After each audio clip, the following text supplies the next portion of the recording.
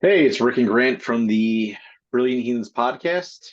Want to welcome everybody on YouTube. Do us a favor, uh, subscribe, hit the bell, Like, comment, yeah, and like. yeah. So, how you doing, Grant? What's going on? I'm doing okay. Nothing else. Nothing's going on with me. Just enjoying the Eagles winning streak or the in Eagles winning record, the 11-1, and not enjoying the. It's been constantly raining lately. Yes, We're supposed it, to get it seems like it's rained for a week straight. yeah. I think I read a big storm's coming through on Friday on this weekend, so it's a little over that. Otherwise, everything's good. What's going on with you? Well, well, not much. Work's been crazy. Um, and actually, back to your Eagles comment, do you like how they keep throwing in how much better Dallas is than we are? Yes. At every waking moment, there's just how great Dallas is, and Listen, all due respect and credit, Dallas is. If the Eagles weren't having this season, Dallas would be the best team in football. That Dallas, and I hate the Cowboys, but if you yeah, look at their yeah, Dallas is having a great season, yes, and that defense, it might, I mean, they've got some issues on the back end, especially now with some injuries in their secondary. But that front seven is one of the best maybe we've seen in league history. Like it's a scary team. I mean, they generate a lot of pressure without blitzing. yeah, Um, they their linebackers didn't seem like it would be this good coming into the obviously aside from Micah Parsons. But their linebacking core has played lights out. Their front four is scary. Um, and I mean even their safeties are solid. Like it's and on offense, I mean, yeah, they got some issues, but they can score. Like if you can't stop them from running, like they're yeah, like Dallas is a dangerous team. Are they yeah, beatable? Absolutely. But so I get why people are crowing, and it's they're always going to be the team that far too many people who don't live in Dallas are fans of, and that's all over the country. It's not just in this area, but it is a little annoying when you have a team that's 11-1 and winning. They've won a ton of blowouts, but even won some couple close games. And everybody talks about like the Washington, the loss, and it's like they had what 4 turnovers in that game yeah, and barely lost, and were dry. Forget the final score, that last touchdown off a fumble that they had already given up anyway. Like it was but the game was within the Eagles' grasp with like 2 minutes left. Like if the Dallas Goddard face mask is called and the fumble doesn't count, they probably get a touchdown on that drive. That was a promising drive. But even forgetting that, the Jalen Hurts hit Quez Watkins in stride, and for whatever reason he falls down and then gets back up and fumbles. Like that's a touchdown. Like that they yeah, probably like they had multiple chances, and Jalen, had a it was a tough game, but if his receivers and the refs don't let them down, like they probably win that game too. Like so they've won in every way. In terms of blowouts and close games, they've blown out teams that people thought they could lose to. Like this past week, a lot of people were betting on Tennessee. They blew them out, and then they went on the ground and they went through the air, and they can pick you apart in whatever way. And I've watched a bunch. I always watch the QB analysis that comes out every week because I'm always text Rick during the games. Like it makes me nauseous at this point how people go out of their way to try to find flaws with this kid. Um, yes, and when you watch unbiased analysis, they're just like he's picking teams apart when he passes. Like he's reading. Like some of these passes are high level passes. Like the whole knock that he can't throw across the middle. Like three of us, I think he had hit tight ends for 3 different passes in this last game, and there was a couple more passes over the middle, and people were like, these are Brady-esque, like these are pinpoint accurate passes. Like you have to be throwing between 3 receivers, throwing in the tight coverage. The ball to AJ Brown, everybody's like, oh, it's a great catch, like where the guy's hugging AJ Brown all the way down the field. yeah, But the ball was placed perfectly. Like yeah, I mean, like so it's the knock on him was his accuracy. That's not an issue. He's and it's like people then you heard he couldn't read defenses, and everybody who's unbiased is like he's reading defenses at the top of the league. Like he's he's making all the right play calls, and like every knock again, and people are still just looking for knocks against him, and it's so. And I think that's where that Cowboy stuff comes in. Like everybody like, oh, Dak Prescott's better, but I don't know that he is anymore. I know I would take Jalen Hurts over Dak Prescott Yeah, so I any mean, like day.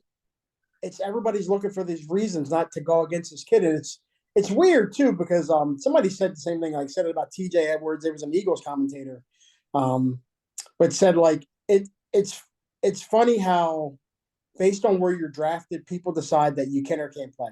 Forget your play on the field. Like T.J. Yep. Edwards is playing at a Pro Bowl level, but he's not getting any consideration, and it's like he played at a Pro Bowl level last year and got no consideration. It's because he was an undrafted free agent. Yeah. Like, but he's always like, well, he's lacking in this and he's lacking in that. It's like maybe the scouts got it wrong. Like maybe it's not, you know what I mean? Like same thing with Jalen Hurts was a second round quarterback. Like teams, like it's amazing how like Chris Sims especially, but a lot of guys go out of their way to knock Jalen Hurts anytime he runs. Oh, he's bailing out of pockets. Oh, blah blah blah. And I've seen people in one video. Chris Sims is notorious for this, but some of these other people in one video will go out of the way to praise Lamar Jackson, even when Patrick Mahomes runs, but Lamar Jackson for taking off at a certain time. Justin Fields has had all these games for running over 100-something yards and praise him. And then Jalen Hurts runs, and it's like, see, it's because he can't pass. And it's like, wait a minute. It's brilliant when the other guy does it, and it's terrible when it's like the same thing. So it's amazing watching the people attack this young man who works his butt off. So, and what's funny about that? So, there's a couple things there. So, you talk about quarterbacks that weren't drafted in the first round. Tom Brady, Yeah, not drafted in the first round. Drafted, yeah. I thought it was sixth round. Drafted in sixth round. 6 or 7. Kurt Warner Yeah, was not. I don't even remember if he was drafted. Kurt yeah. Warner. I don't know if he was drafted and then failed or whatever, but they re-signed him when he was stocking groceries, basically. Yeah. So, see, Kurt Warner. Russell Wilson was what? Yeah, no, so Kurt Warner was 1994 undrafted quarterback. Yeah. Stocking groceries in a grocery store, and winds up being one of the better quarterbacks in the last 30 years. He's a Hall of Famer. Hall of Famer, right? Russell Wilson was third round, I think. Dak Prescott, everybody loves now, was fourth round. Yeah. But you go back to the one thing that they keep talking about games wise for Dallas, they keep bringing up we beat the Vikings like they did. They talk about how they blew out the Colts more than we did, and then also nobody seems to bring up how they lost to Green Bay, and we beat Green Bay. People also forget about because of the blowout. For the first 3 quarters and beginning of the fourth quarter, that game was tight. Yeah. It turned into a blowout because the Colts just kept giving the ball away. Right. Fourth quarter. But it wasn't because Dallas's offense was like running away with them. Right. Yeah. So and as far as him, like his accuracy, I was watching breakdown of the Devonta Smith touchdown, and they were showing how if the safety comes up, then he knows that on that post route, boom, Devonta's a go. If he steps back, then he's got to read the guy coming shallower underneath. Yeah.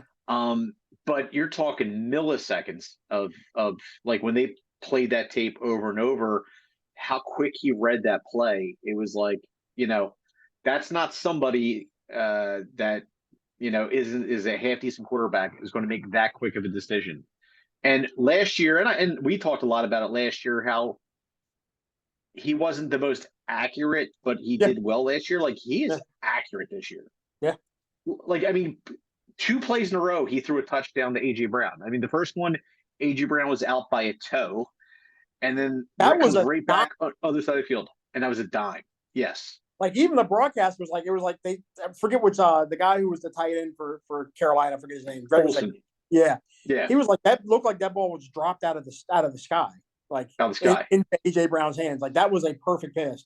Yeah, Yeah, and he was out by a toe, like, like a shoelace. It was like a shoelace. Yeah, like a shoelace. it was So close. it's yeah, no, that's it. Yeah, I'm excited about the Giant Well, game. you know what Chris Sims is? You know, Chris Sims, I always watch his videos whenever he talks about Hurts because 2 years ago he said Hurts wasn't an NFL quarterback. He said he couldn't even make high school throws and didn't include him in his top 40. This coming into this year, he made him number 25 and put Justin Fields, Mac Yes, Jones, Trevor Lawrence, Zach Wilson, who's benched, a few other guys who are benched. I want to say he even put like Jacoby Brissett, Carson Wentz, Daniel Jones, like all these other people in front of yeah, him. And it was like, dude, come on, dude, seriously. And everybody was like, okay, you got embarrassed that you made him 40. Now you're going to do this. Like and make it 25. yeah. Yeah, And now every time he talks about him, he's like, yeah, he can run. And it's like if you go back a day before, he was praising Lamar Jackson and Justin Fields for the ability to run out of danger. And it's like, okay, that's weird that you don't have an issue when they run, but when Jalen runs, it's like you just can't admit you were wrong. Like you right. just you're wrong. And then now when Jalen's hitting all these pinpoint passes down the field, he's like, yeah, but I said before, like I said going into this year, he looks like he can throw a deep ball, but he can't throw these other passes. And the last, I mean, all season, but especially in the last few weeks, like he's been hitting middle of the field, underneath, check downs, tight ends, wide receivers, like everybody coming across the middle, like. And he does it. He never talks about those plays. He always, yeah, but I admitted that he can throw the deep ball. It's like, no, you didn't. 2 years ago, you said he could. You said he wasn't even a high school quarterback. Now then last year or coming into this year, you're saying he looks like he can throw a deep ball. Okay, he's throwing the best deep ball in the league. Yeah, I think this year I was trying to look it up. I'm pretty sure that Jalen Hurts has the highest quarterback rating of any quarterback this year. I think right now. No, he doesn't. What it is in the last. He doesn't right now overall. In the last, I think he's number 3 or 4 overall. In the last 7 games, though, something like Seven that. games. Yeah, 7 games straight. Like he has the highest rating, the most touchdowns. Like he's number one in he's number almost one. Yeah, every category over the last 7 games. and I'll tell you what, the two quarterbacks I thought were very similar, and out of the two, and it's been since college, was Tua. Like I saw him and Tua like very much neck and neck, and I mean he's outperformed Tua also this year. But Tua's looked really good too. Other than last week, I mean Tua's looked pretty good this year too. Tua's had some issues with defenses that can slow down. If you can take away one of the receivers, and the 49ers took away Waddle, Yeah, um, Tua needs. That's the thing. I think that a lot of people saw that, and that was a question, and people were hinting that like Tua's good if you can put talent around him, but if you're going to sign him and you end up losing somebody, like he becomes tougher to yeah. justify. And you kind of saw that. Like Tyreek Hill had his numbers, even still, he only had like what 77 yards or something. Maybe he had over 100, but like Jalen He did Waddle have had, over 100. Yeah. yeah, Jalen Waddle had nothing. Like so, but Tyreek Hill didn't have his normal like crazy games like he has been, like his video game numbers. So like But you when notice Tua also doesn't have like Tua can't throw the ball far enough for Tyreek Hill. he I can't, mean, and he can't scramble very well. He scrambles he can't throw. well, Yeah, not a runner. Like right. so Tua has limitations. So I'm glad to see Jalen Hurts having the success he had. I don't know if you saw it just came out right before we started talking. Probably like, but I saw it right before I walked my dog. So probably came out like around 5:30. There was a mock MVP vote of people who are going to vote at the end of the year. They're Yeah. like, who is your MVP right now if you had to vote? Jalen Hurts won. Really? Okay. Yep. He won, and he won because Patrick Mahomes had more first place votes. He was second in first place votes. He was first and second place votes, but he was included on everybody's ballot. I think there's like 10 or 12 ballots or whatever. He was included, and Patrick Mahomes, there's 10 ballots. He was included on all 10, whether first, second, or third. Patrick Mahomes was only included on 9 ballots. So even though he got out of so Jalen Hurts got 4 first place votes and 5 second place votes, I think. Yeah. Holmes got 5 first place votes and 4 second place votes, but that was all. He didn't get, and Jalen Hurts had like 1 third place vote, which is what put him over the top. So he was on Wow. all, and Mahomes wasn't on somebody's ballot. Yeah. And then Joe Burrow came in third. Joe Burrows, I'll tell you what, Joe Burrows looked, he struggled the first, I think it was like 4 games, and Yeah. then he's just been lights out. Yeah. Like that offense has gotten Same better thing. every week. It's funny because like people have said like I don't think this makes me really feel like McNabb should be in the Hall of Fame. He doesn't get the credit. And I've been very critical of McNabb, but like every Hall of Fame quarterback has had a Hall of Fame or almost Hall of Fame receiver. Yeah, McNabb had one for 1 year. That was T.O. For not even a full year, for 9 games. Yeah. Or and something. then for the Super Bowl. Yeah. Yeah, in the Super Bowl. Like, not even a full year. That was it. And then he had Deshaun Jackson and Jeremy Maclin for like 1 year. And that's it. But it's Joe Burrow was struggling when Jamar Chase was out injured. No, I mean, I think he did pretty well when he was out. No, I'm injured. talking about at the beginning of the year. Chase. Oh, yeah, beginning of the year. Yeah. Yeah, Chase was out at the beginning of the year, too. And that was when he was really struggling. Now he's kind of got his rhythm and he can hit. And T. Higgins is playing real good. Yes. But early on, Joe Burrow was struggling when he didn't have his number 1 receiver. Like, it's every quarterback, like Aaron Rodgers, before the Christian Watson came on, Yeah. Alan Lazard and who's the guy that just came back? Randall Cobb were both out. Cobb. Yeah. And that team could not score points to save their lives. Lazard came back, became the number 1 until Randall Cobb just came back. But Lazard was number 1, and they started scoring. And then Christian Watson found his rhythm, found his stride. Like every one of these guys that's a good quarter. Tom Brady never had good receivers in New England. There were times he didn't, but he always had great tight ends. Gronk, and people may not want to talk about Gonzalez. Or not Gonzalez. No, Aaron. I can't think of his last. Hernandez. Hernandez. Yeah. Like he was a great. For that year. He actually was better than Gronk. He was better than Gronk. Yeah. Yes. They were going to flip flop. He was going to end up becoming the number 1 tight end there. Yeah. Like he was. People forget how good he was. Like he was. Oh no, he was a beast. He was amazing. He just was apparently a total psychopath. Yes.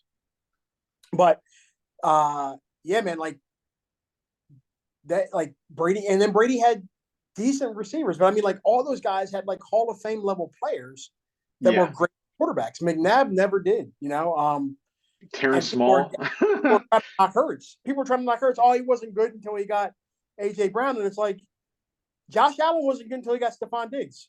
Yeah. Joe Burrow got Jamar Chase. And guess what? Last year, the team, I mean, we struggled at the beginning of the year, and Jalen Hurts is the one who turned that team around. We ran the ball, and he ran the ball. We became a running offense. And this year, I would say 2 of our wins could have been losses if it wasn't for him. Indianapolis, yeah. And he led the team on drives in Washington where other players fumbled the ball. AJ Brown and who was the star receiver and with Quez Watkins. Yeah. And the fumble from Goddard. That was really not a fumble, but yeah. Well, shit, that was dude got his head ripped off. Yeah. So, but the other thing about that is people are pointing out now, especially coming into the Giants game, how many passes he threw to Rager that Rager just dropped. Yes. Rager dropped balls all year, long, deep passes that he could have caught, ran out of bounds. The one play, he hit him with a beautiful ball down the sideline, and Rager ran out of bounds. And it's like, dude, you learn not to do that in grade school. Yeah.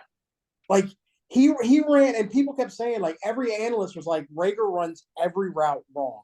And even if he runs the route right, he runs a bad route. Like either he runs the route the wrong way or to the wrong spot, or he doesn't run the right route. Like he's a terrible receiver. And what hurts my feelings is that we could have had Justin Jefferson instead of Rager. Yeah. But maybe that changes. That's maybe Wentz ends up staying and they don't draft Hurts, and things can have changed because Justin Jefferson would have made Wentz look better for another year or two, and then now we'd be screwed. Right. Yeah. Things happen for a reason. Yeah. We saw that it was funny. I don't know if you saw they're showing on the replay of that second touchdown how the fans were standing up giving the general manager of the Titans the finger and thanking him for AJ Brown, and Oh, then he got nice. And then he gets fired, fired. I and he know. got fired like 2 days later. There's more to that story.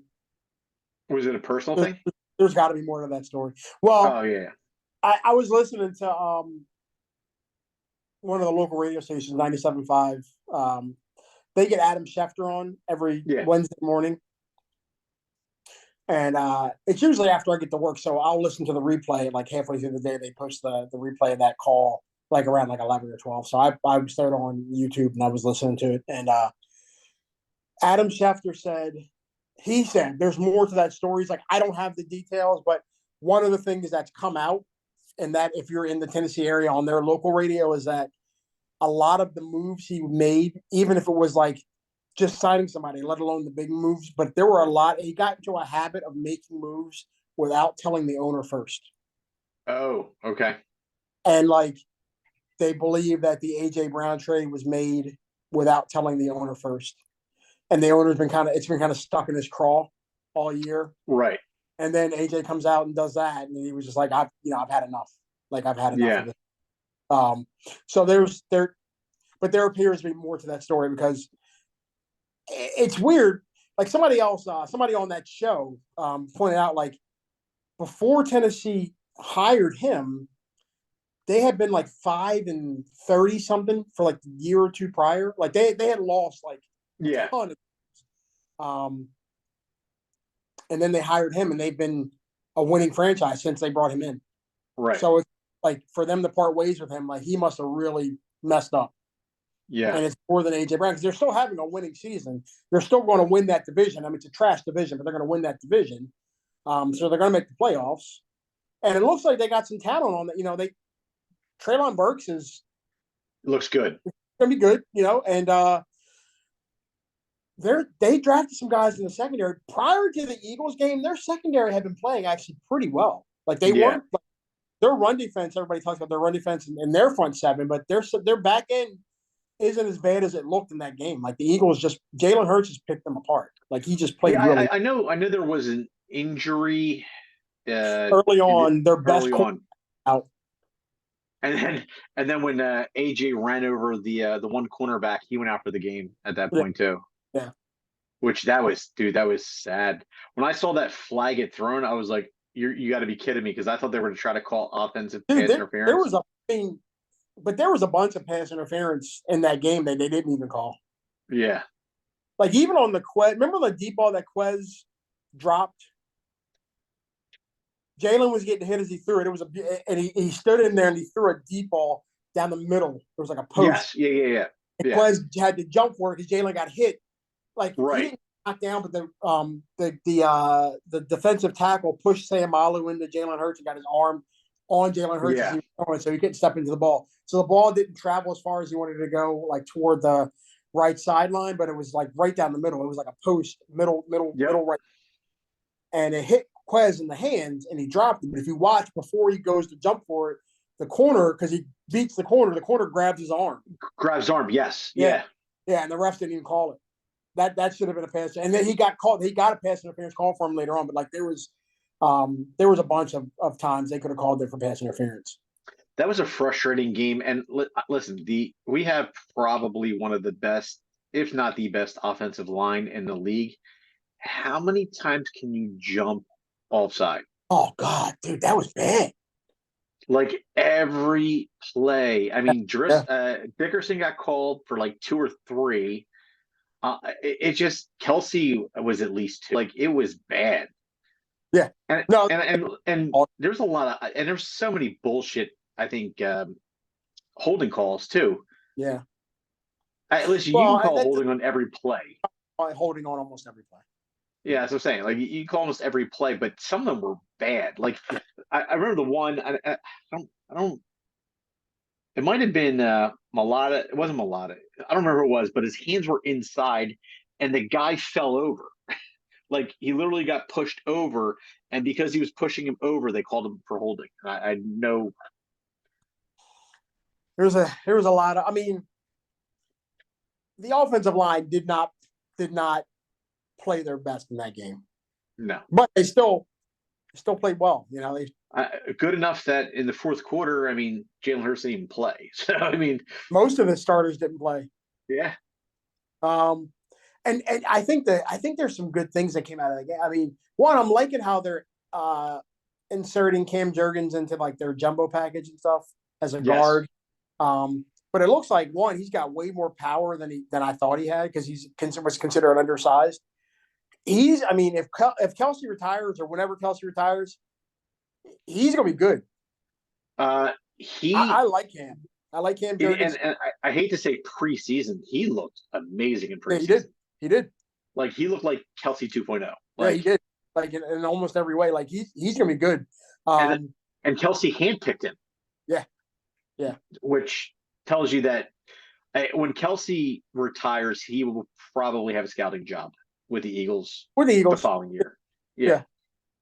Well, I mean, a lot of those guys like Dawkins does some stuff with it. He's not a scout, but I think Aaron Sproul still helps out with the organ. Like they have a lot of those former players that are helping out with the organization still. So he'll have a job for the Eagles in some way, which is great. Like I like that.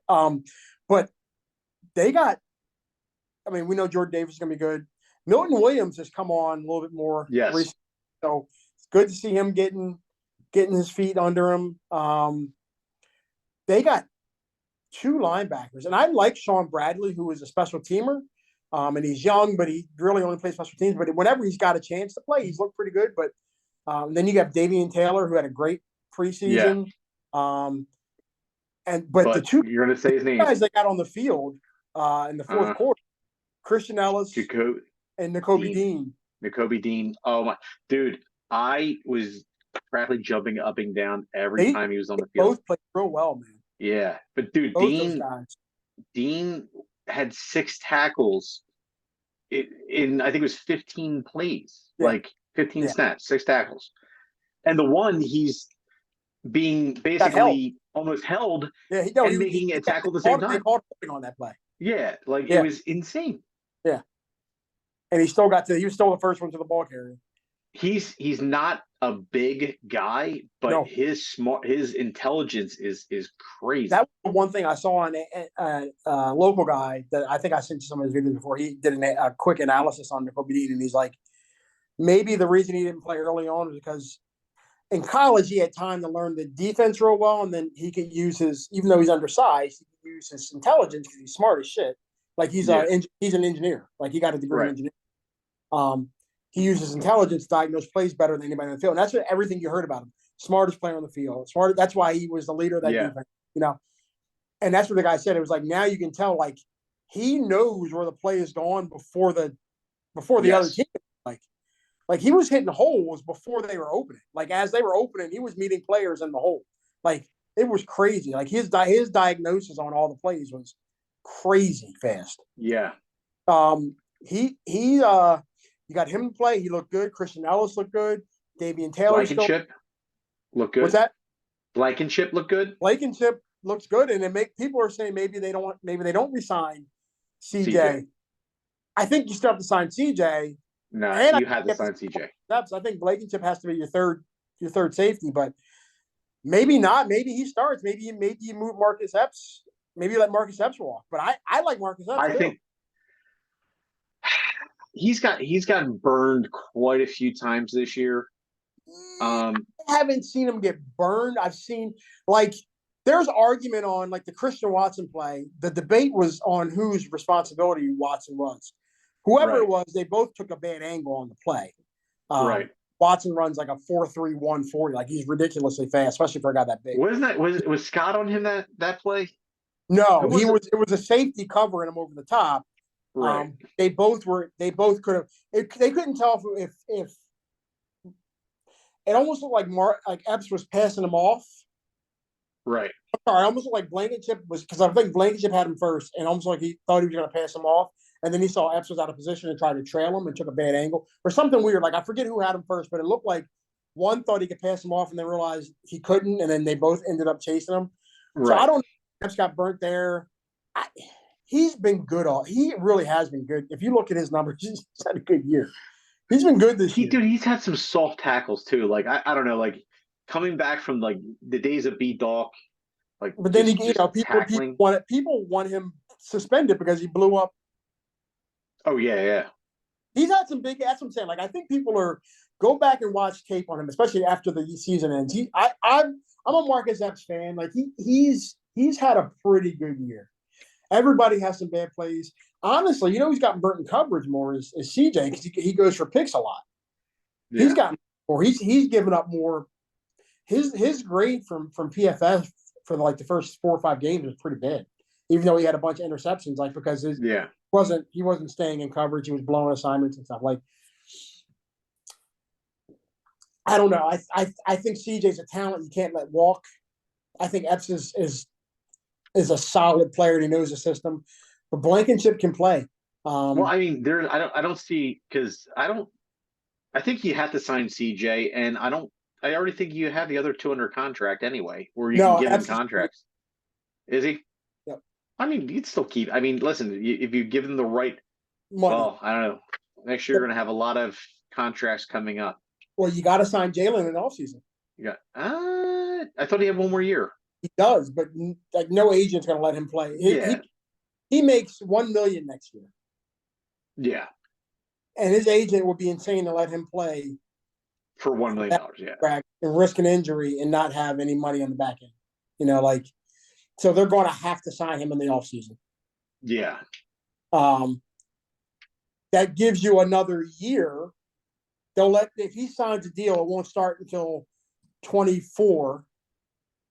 So that right. gives you 3 to sign players and Yeah. give them money up front and then give them less money on the back. So Howie has some wiggle room, but The nice thing is we have 2 first-round draft picks, which we're going to need. that's already counted in the cap because Yeah, all yeah, those plotted in at certain levels, so they can yeah. already. But I mean, you can potentially let 2 players walk if you get, hopefully, I want to say home runs, but you hit on your first 2 draft picks. I think they're going to trade their second draft pick. It's probably going to be what 27 or 28 or more than that, like It'll be 28 to 32. 32. If they win Yeah, the championship, it's 32. it's 32. Right. I mean, at this rate, if they win the division, now it could end up being in the low 20s if they don't win the division. But Right. it Right now depends. it's high 20s Right now, into it's 30s. Yeah. right. I mean, right now they're the best team. If the season ended today, they'd be the 32nd pick.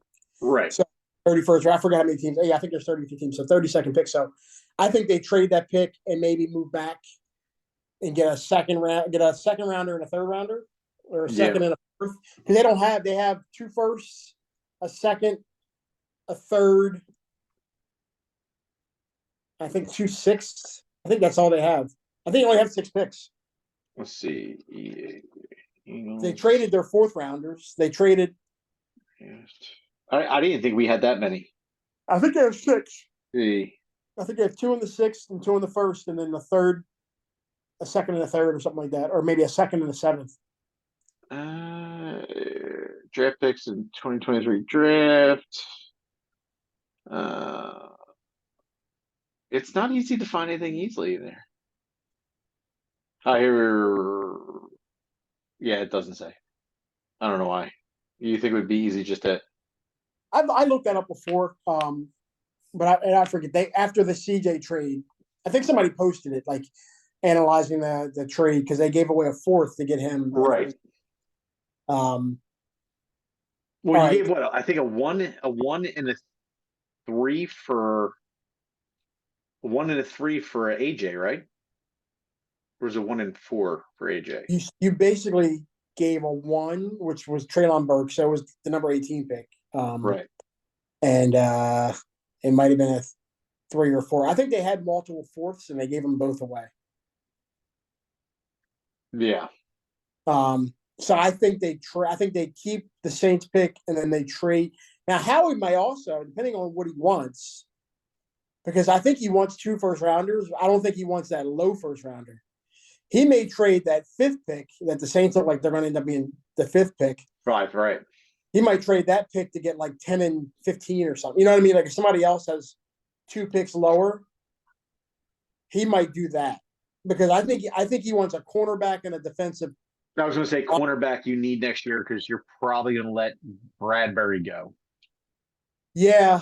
Well, honestly, I think they like Josh Jobe a lot, who kind of has a similar skill set to Bradbury. Yeah. I think they're worried about Slay is going after next year. And they know McPherson is not going to replace Slay. No. Yeah. Maybe McPherson can replace Maddox at some point, but he's not going to. So you got to draft basically a speed cornerback somewhere early. Yeah, and they're expecting Maddox back, I think, within the next couple of games, too. Yeah, they might not. People are saying they'd be smart to let him sit this game and bring him back for the Dallas game. Yeah. But yeah, so the Eagles have to have some decision making to do in terms of their draft stuff. But I think Howie's thinking, who can I trade with to get 2 first-rounders this year? Right. Something like that. Like he needs more picks. Or maybe he trades the 5th, number 5 to get to put somebody and gets number 10 and then their 2nd-round pick. Right.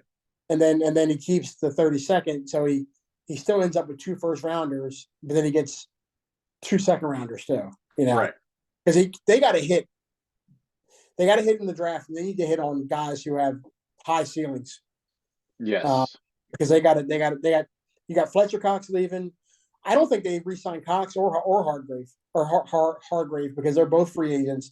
They may try to re-sign Linval Joseph and Sue because you get them for decent money.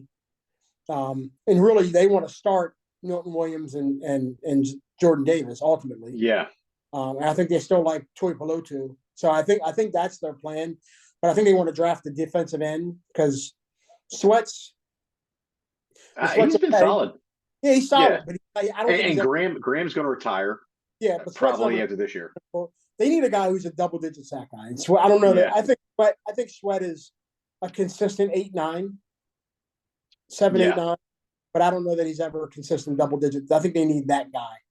Well, then at that point, are you drafting at 5? Because that guy will probably be there at 5. I think it depends. There's 2 defensive ends that are probably going to go real early. One's from Alabama and one's from Clemson, I think. And then after that, there's some really good defensive tackles. And it's like, do they draft another tackle because that's the best talent on the board? Or do they miss out on both ends? Do they then trade the pick and move down? Right. You know what I mean? Like, because the quarterbacks, there's a lot of question marks at quarterback coming into this draft. There's all the guys that everybody thought were going to stand out. Bryce Young looks good, but there's questions about him, size especially. CJ Stroud, a lot of questions about him.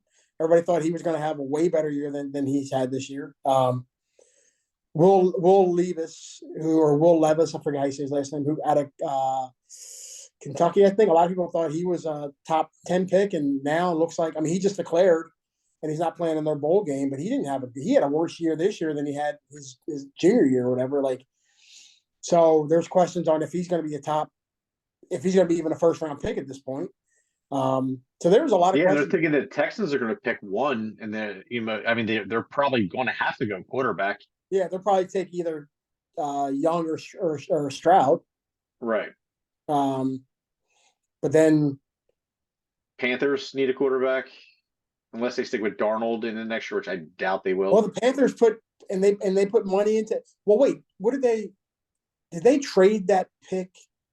Because they went back into the draft and got in the 3rd round they drafted Walker? Walker? Matt Corral.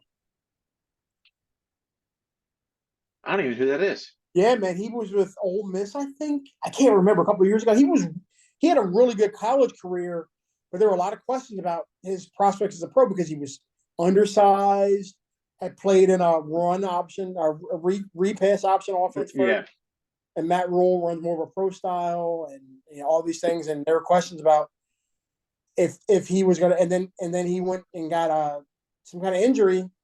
They said it's a Liz Frank injury, and they put him on IR early on. And it's like, did they just stash him so he can learn, yeah. or but they have that guy they drafted this past year. So yeah, I don't know. I mean, Panthers, but you have the Texans. Who else? Who else is having a bad year? Panthers. Oh, the Rams may need a quarterback. Yeah. I'm curious if Bryce is going to. Well, no, it can't be because they just picked up what's his name? Baker Mayfield. Yeah, the Baker just That's I right. for the year, but I don't think that they have picks. They don't have picks because they gave him up Right. for Stafford. Do So they give him up for 2 years? yeah, they don't have Oh, first round okay. draft pick. Okay. I didn't know they give up two. Yeah, so Okay. they don't have first round draft pick, and Wow, then Detroit. That team's going to have a hard time rebuilding because they gave up a lot of picks. The Von Miller trade, yeah, even for a year. Odell, like there was a bunch of guys they traded for, or no, not Odell, Jalen Ramsey. right, They traded a bunch of picks, and they were just like, we're selling everything out to get the championship, and now like they're paying for it. absolutely. Um, but Matthew Stafford, I don't know if you heard. I listened to WIP on the way into work this morning, and who's the guy that does Russ? Russ Tucker, Yeah, Ross Tucker. Ross Tucker. Russ Tucker. Yeah, He his career got ended because he had a bruised spine, which is what Matthew Stafford's been out with. And he said the problem is what they don't tell you in those press releases or like the team injury reports. A bruised spine is caused by something. It's usually like it's not the hit, or it's not a bruise. It's a bruised spinal column. He's like, you can bruise your back and you can hurt the bones. A lot of guys even break their backs, but to bruise the actual spinal nervous system, the spinal column, right. that's usually caused by bulging discs. And they usually tell you, look, we can go in and cut you, Oh yeah, and you might be able to come back, but you might lose feeling in your arms, like you don't know. yep. But if you come back and you get hit again, you can be paralyzed. If you like, there's all these risks. Like if you come back, like this injury is a major, even though it just sounds like it's minor, it's actually a major injury. And Stafford's either going to look at retiring or having surgery, but the surgery could still cause much more problems long term if he keeps playing with that injury down the line. At his Well, they age, he's won a championship. He has a well, he's bunch of 35. yeah, And but they say also he's a big family guy. yeah. And family's important to him. So I mean, he's already got his ring. I At his actually don't ring, see him coming he's back. probably got Hall of Fame numbers. Yep. Great numbers. So he's probably going to retire. Yeah. So they're going to need a quarterback. So maybe they go out and maybe they try to trade. Maybe they hope Baker. Maybe they think they can rehab Baker. I don't know. But they need a quarterback. Like there's a lot of teams looking for quarterbacks right now. And let's be honest, Russell Wilson doesn't look good this year either. I No, mean, all the capital they gave up Seattle's for got Russell their pick. Wilson. Yeah. Seattle's got their pick. All the Eagles fans that wanted Russell Wilson or Aaron Rodgers were like, Yeah. I keep saying like, hey, what do you think now? Deshaun Watson they wanted. And I mean, I know it's one game, but he did not look good. Who wants that baggage? Like who wants that? No. Dude, I'm sorry, but that character means something, man. Absolutely. That's Jalen Hurts' probably number one quality is his character, which is why he went out and worked so hard to get better at his game. Yeah, like if you go back, and I know there's at one time there was a big question about Michael Vick when the Eagles when Andy picked him up. Right. But you could tell. I mean, he did his time, and he still seemed like a humble dude. It's just He was a he made some different dude. poor. His like press conferences before he got caught, Yes, he was real arrogant. yes, And when he got out of jail, that was he gone. wasn't arrogant. And Yeah, what's funny is I don't know if you saw he did an interview. I don't know if it was with a Philly guy. He did an interview recently.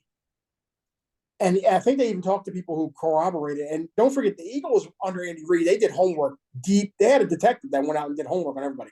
Like they had a professional on-team detective. For anybody that had character questions, they actually went out and dug up dirt on everybody. One of the things that came out, and Michael Vick talked about it, was he cried every night his first year in prison. He said, my Really? first year in prison, I cried every day. I lost everything. I was humbled. I realized how much I was just like, I thought I can get away with everything. Like he said, he Yeah. cried every day for over a year. So he came out of jail. He was happy. He was like, I'm never being that person again. Yeah. I mean, I hope to never go there, but I'm guessing prison's got to be a humbling experience that none of us ever want to experience. Especially for guys like this who feel, I mean, There's a lot of entitlement, unfortunately, with they, a lot of they've, these guys. they've been given everything. Yeah. Like it's really funny. Michael Vick and Allen Iverson were rivals in high school, Yeah. and Allen Iverson was actually higher rated as a quarterback than As a quarterback, yeah. he was the number one prospect in the country as a football player, Yeah. as a quarterback, until that BS arrest for nonsense for being black at a bowling alley, basically, Yeah. uh, happened, and and then Michael Vick was the number one prospect, but like Michael Vick was worshipped basically his whole life. Even his Yeah. brother, like Marcus Vick, who was a total scumbag of a human being, people loved him, and he wasn't even as good a quarterback. And you could tell, Yeah. like, he got away with murder for years, like before he finally like was held accountable and then lost his entire career from it. But like, and he was a decent player, and he was nowhere near Michael's level. But Marcus actually was pretty good at one point. But I Yeah. mean, like Mike Vick got away with murder for a long time, and he just probably always felt like nothing's ever. You're untouchable. Yep. And that caught up with him, and he he's a different person. Yeah, and I mean Andy did him an absolute solid and literally changed that dude's life. People in this area still knock Andy, man. Andy's a good dude. Everybody that's played for Andy has, even people he's cut, have said Oh, and get the dog. he's a good man. Like he's a good person. Like Andy, Yeah, and I feel bad. I mean, he his had a son. lot of issues with his kids. Yeah, I Yeah. mean, and it's a shame because his if a lot of people don't know his one son passed away from overdosing Yeah. drugs. Well, and dealt with, and the sad part about that is he had dealt with heroin issues and drug issues in general since I think before they even came to Came Philly. here. Yeah. Yeah. When he was, and then he got clean for about 3 or 4 years. He had gotten clean. Remember, he was an assistant coach on Andy's staff. He was only helping out with like summer with training camp, and he left training Oh, camp. and get the dog. He left training camp at one weekend or something, and he drove down, I think, to Kensington or somewhere. Got drugs. He thought it was heroin. I think it was fentanyl. But like it was like he had a relapse, and it was just like that one bad decision after he had been clean for a while just did him in. Yeah,